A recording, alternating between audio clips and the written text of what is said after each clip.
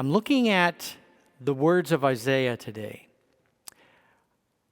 But as you recall last week, that we had Kathy McMillan shared with us, and I've heard so many wonderful things about what Kathy shared, and it was so very, very insightful and revelatory as we heard her talk about her ministry and the front lines as we look at. And she was looking at the theme of choosing hope, which is a theme that is used where she is involved on a daily basis.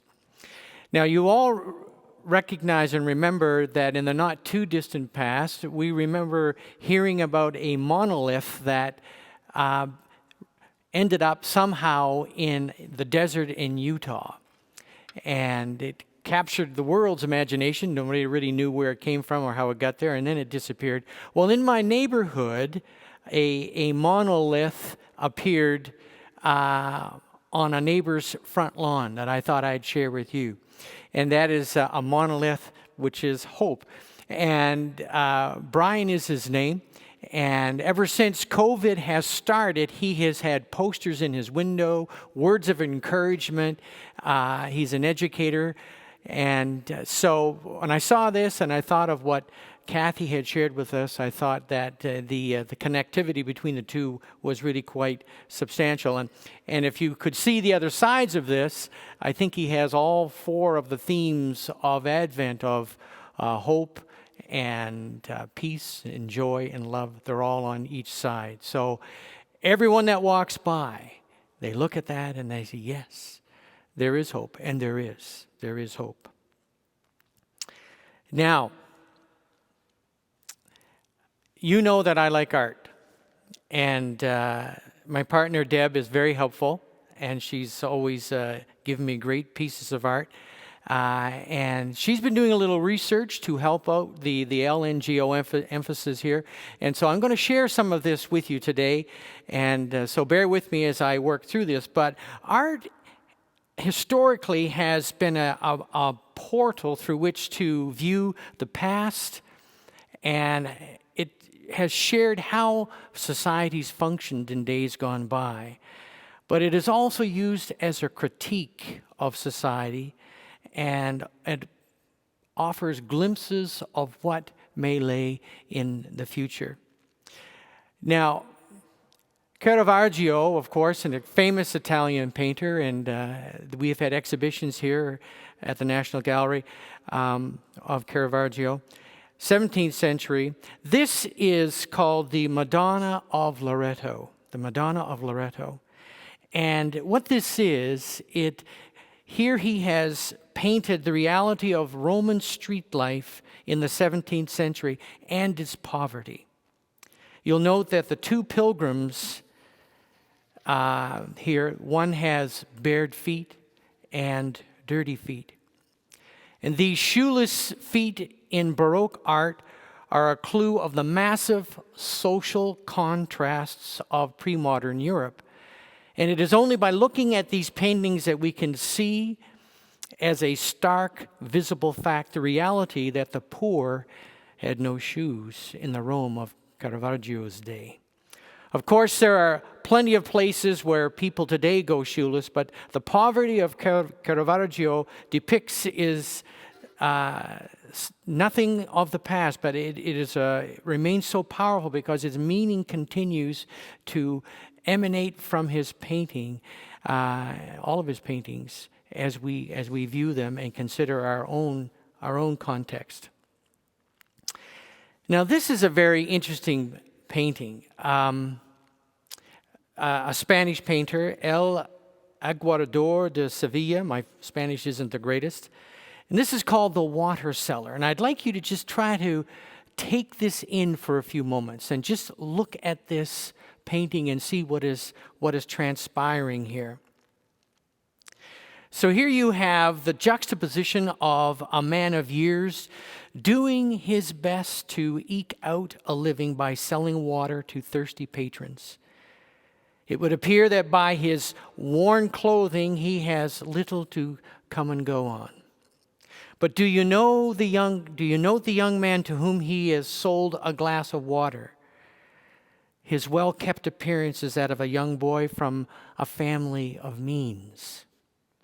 And the vendor seems uncomfortable with his gaze as the boy observed his worn and torn clothing.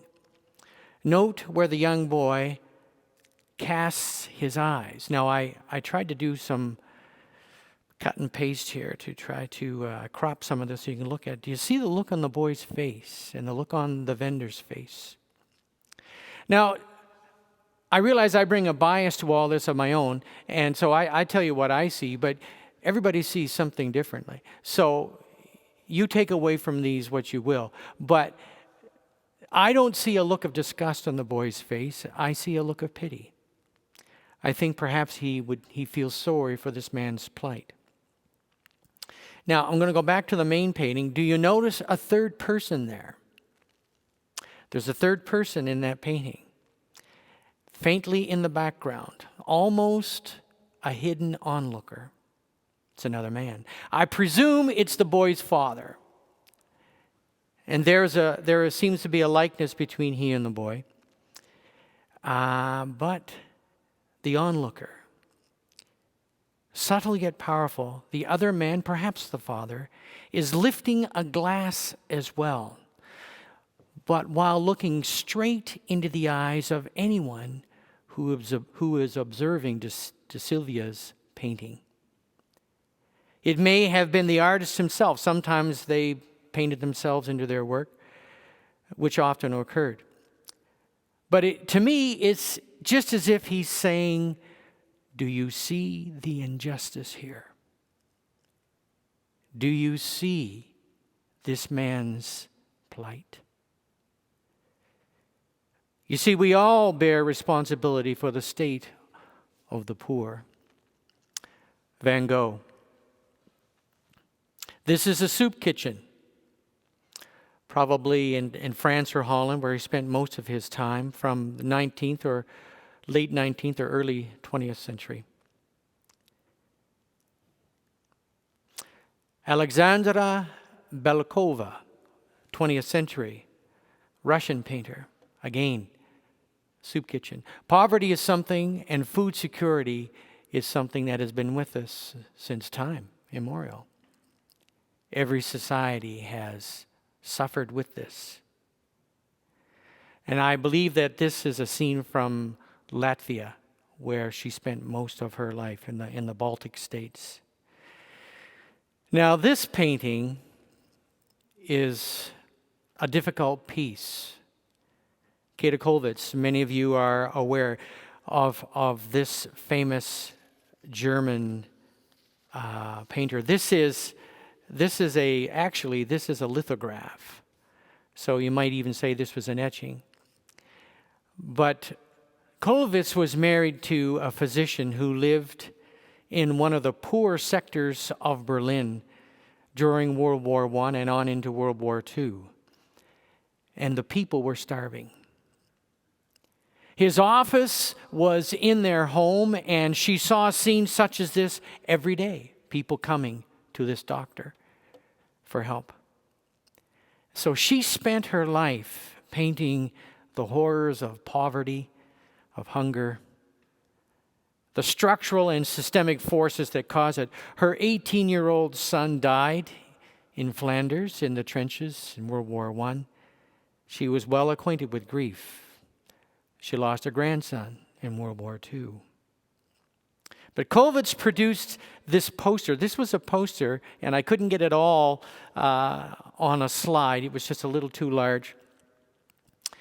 But it was called Germany's Children Are Starving, 1924. And she produced this at the request of the International Workers' Relief Organization, and joining other artists in the Help by the Artists group, they raised money to benefit those suffering such hardships. This particular piece is called Brot, which simply means bread, in which two starving children are tugging at the dress of their mother. Heart-wrenching. Now, let me bring you forward to today. Food security. These, I'm going to show you a few painters and some paintings. This is from Miami.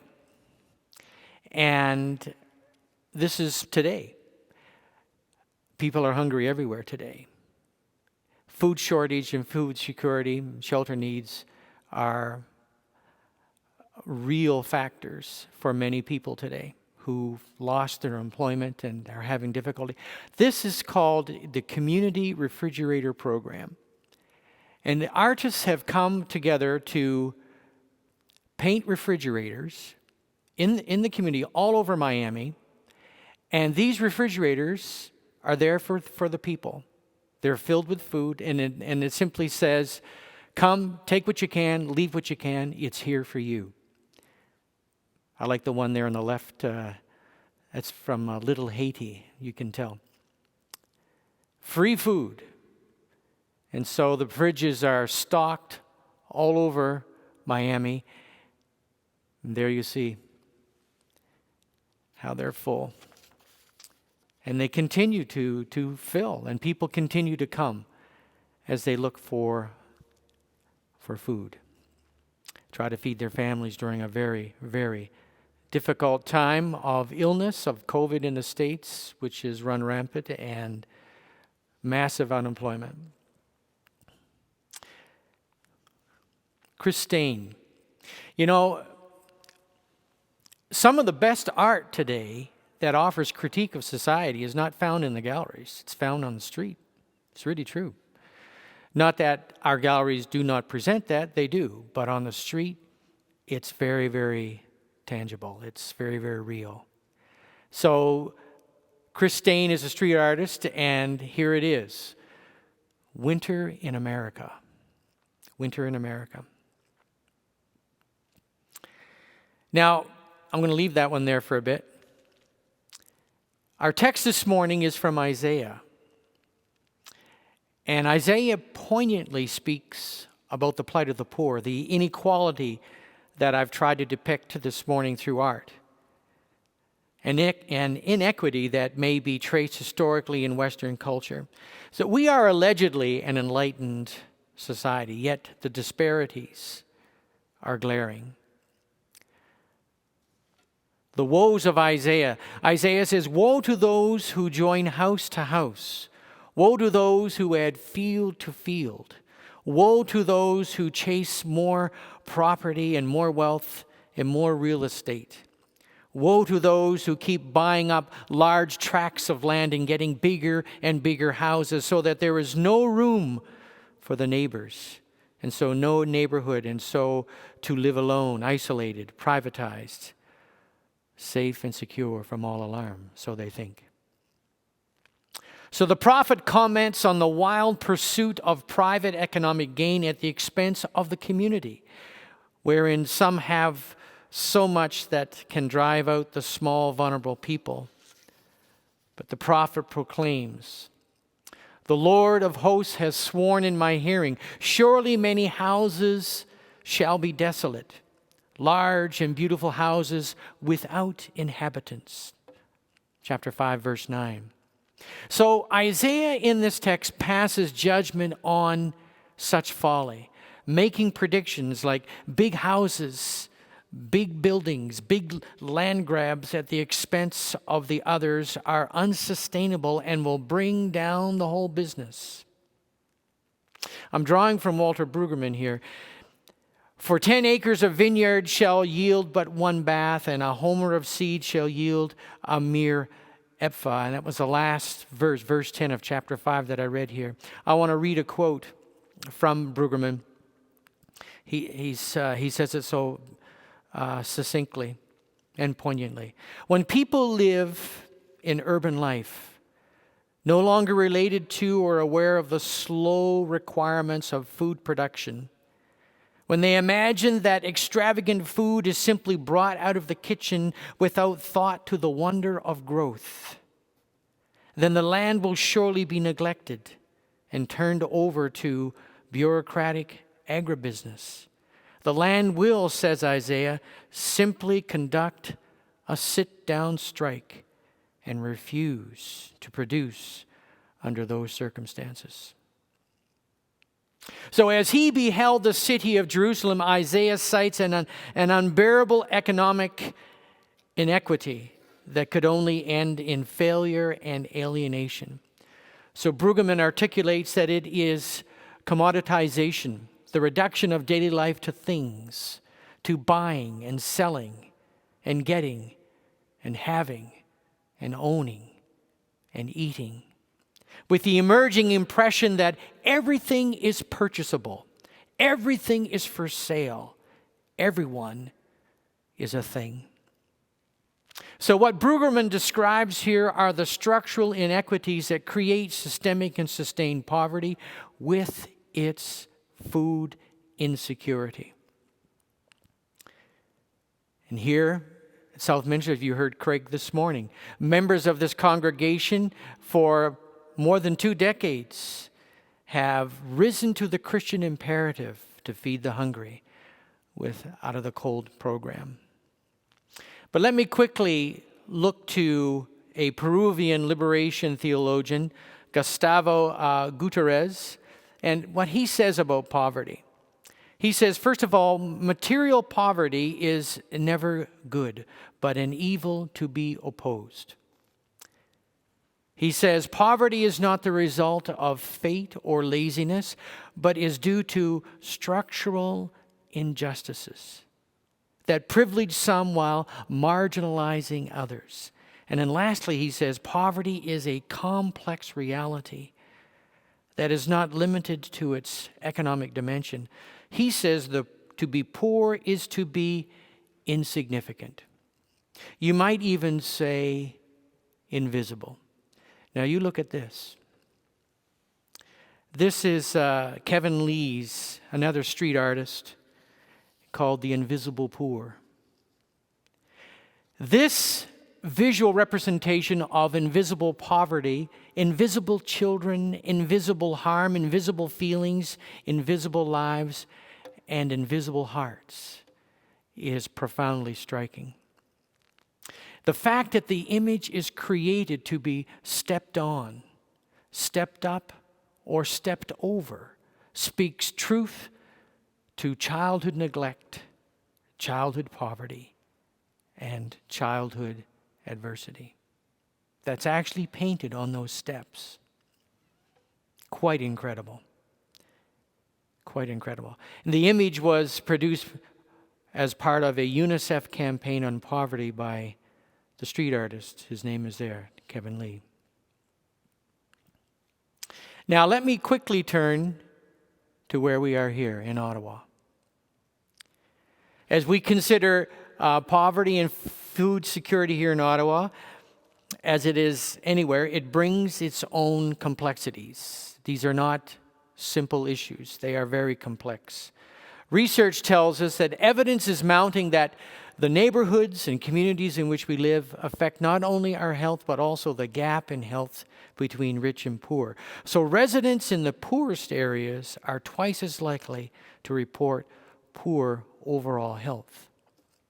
And residents in the poorest areas of our city are 3 times as likely to report mental health challenges. People of color make up 66% of Ottawa's COVID cases.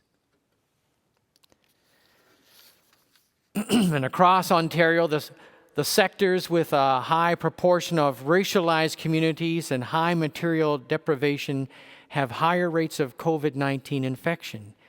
In Ottawa, the rate of COVID infection in these areas is 39% versus 17% in the least affected neighborhood.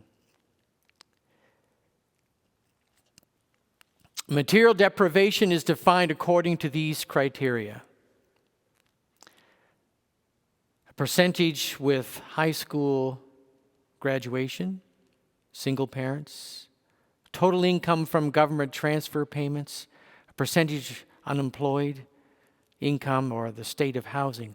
All of these factors contribute to material deprivation. And the poor among us live within these structures that are so very, very confining. I want to leave you with this last